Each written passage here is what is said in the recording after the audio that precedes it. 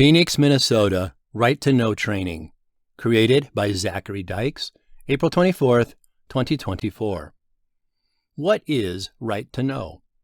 Right to Know training refers to a group of standards adopted by OSHA of Minnesota and the federal government in 1983 that requires companies to train employees about working with hazardous chemicals. The current standards were adopted in 2012. Training standards require explaining labeling and signage systems of hazardous materials, telling where information on specific hazardous materials can be obtained, explain the training plans for onboarding and annual refreshers, explanation of training procedures for hazards associated with non-routine tasks and unlabeled pipes. Where could you potentially be exposed to hazardous materials? Phoenix Industrial Coatings is an industrial paint manufacturer. Phoenix employees are able to safely work with hazardous materials by understanding material risks and limiting exposure. Precautions like personal protective equipment, proper material handling, and being aware of your surroundings are essential for safely working at Phoenix. Where could you potentially be exposed to hazardous materials? More specifically, hazardous material exposure is possible in the following areas by the following means. Production, the 11401 building. Large volumes of hazardous materials are constantly in motion, housed in vessels, drums, totes, smaller volume containers, etc. Wear appropriate PPE and be aware of surroundings. Lab and lab offices. Small volumes of hazardous material are very prevalent.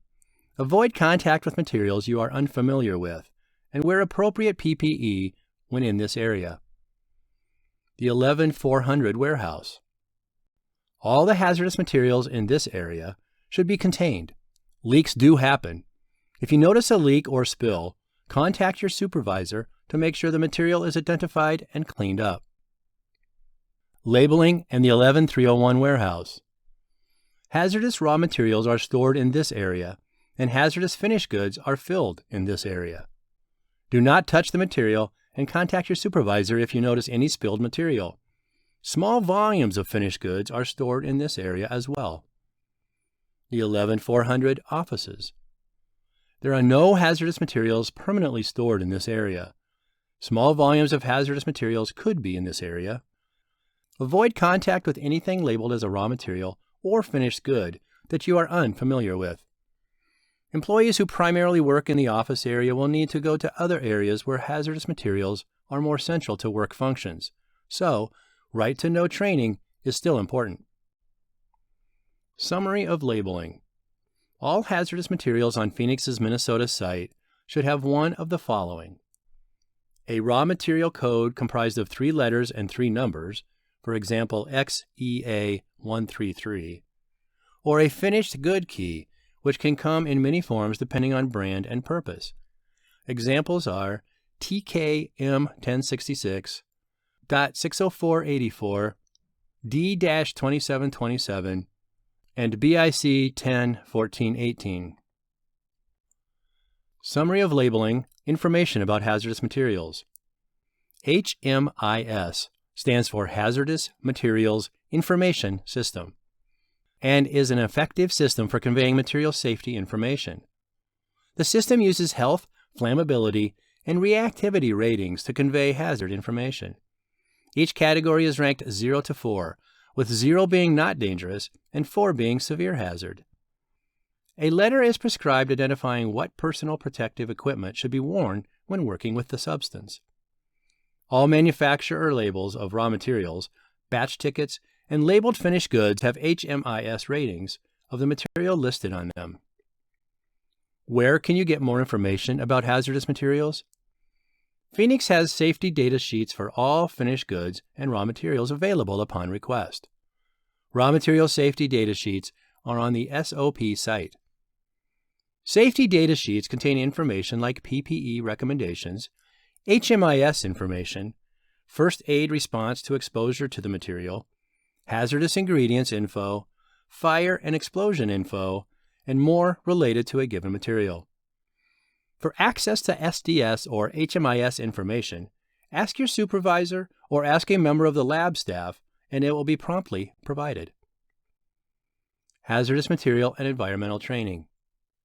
Initial Right to Know training is provided upon hiring prior to starting in your position. Annual refresher training on Right to Know will be done annually, usually near the beginning of the year.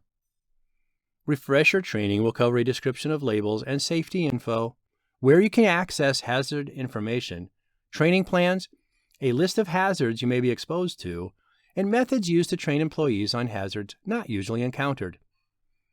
This training applies to the entire Phoenix, Minnesota site and all positions. Retraining is not required if a role changes. Your manager may require you to go through additional safety trainings based on your position and work environment. Additional safety and environmental training sessions are held on an annual calendar basis as well. List of hazardous materials you may come across at Phoenix, Minnesota. The following slides show a list of hazardous materials used in Phoenix's products that you may come across while employed at Phoenix.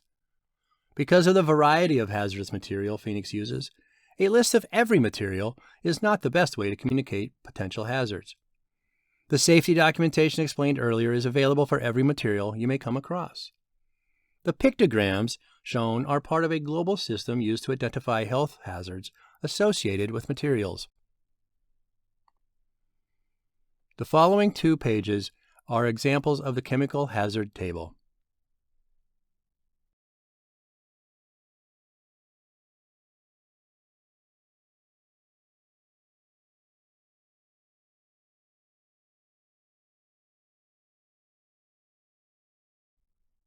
Hazards of non-routine tasks.